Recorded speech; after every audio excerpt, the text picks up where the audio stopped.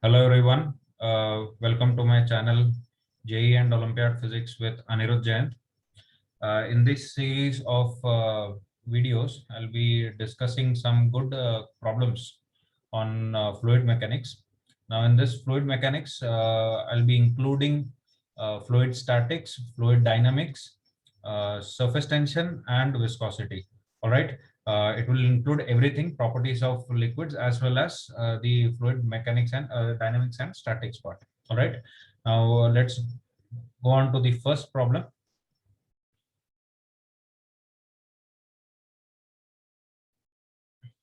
Right. In this problem, a plastic sphere of radius r floats almost fully submerged in a liquid as shown in figure. Density of the liquid is rho, acceleration of free fall is g.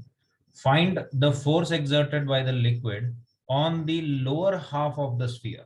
All right. So we are supposed to find the force exerted on the lower half, that is this particular part. Just concerned about the force exerted on the lower half. Now, what would these forces look like? As you know, as you go down, the pressure would increase and the force vectors will increase in magnitude, right? So the force vectors would look like this and would have the maximum force at the bottom, right? Now, overall, if you look at it by symmetry, there is no force along the horizontal. The only force would be along the vertical. So we are supposed to find this particular net force along the vertical on the bottom half of the sphere. All right. Now, if you all know the theory of this, finding the force on any surface. So there will be two components, one along the horizontal and one along the vertical. It is easy to show that the net vertical force on a surface would be equal to the weight of liquid occupying this particular volume, the volume that I'm showing right now. It would be equal to the net force on this particular surface would be equal to the net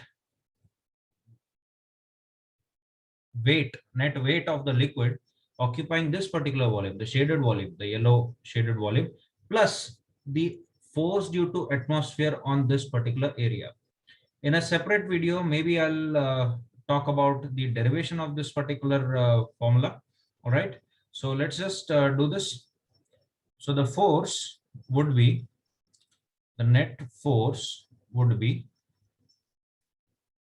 force due to atmospheric pressure plus weight of the liquid in the shaded region. All right. In the shaded region, it is not just the hemisphere, but also this particular cylinder. All right. So what would be the force due to the atmospheric pressure? It is going to be in this direction, as you can see, and this particular force is actually countering this force as well as the weight. All right. So this one, this force would be equal to P naught, which is the atmospheric pressure, multiplied by the area, this particular area A. Now, what is this area? By simple geometry, you could see that it is equal to pi r squared. So this would be P naught times pi r squared. All right. And weight of the liquid. Now, weight of the liquid in the shaded region would simply be density times volume of the hemisphere plus volume of the cylinder. All right. So what would be the volume of the hemisphere? It is simply 2 over 3 pi r cube plus what would be the volume of the cylinder? It would be pi r square times the height. Now, if you look at the height of this particular cylinder is r. So pi r square times r. Oh, I'm sorry, I forgot to plug in G. So this would have been just the mass. So mass into G. All right. So this would turn out to be 5 by 3 pi r cube rho G. All right. So that is the weight of the liquid. Just uh, substitute these values in this particular formula, and you'll get the answer, that is P naught plus P naught times pi r square plus 5 by 3 pi r cube rho G.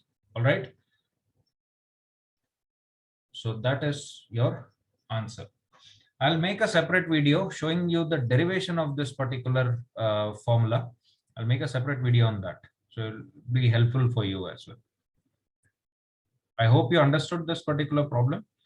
This is a nice problem I've taken from the book Pathfinder. And it is I think it is the first or second problem of Build Your Understanding. All right. See you in the next video.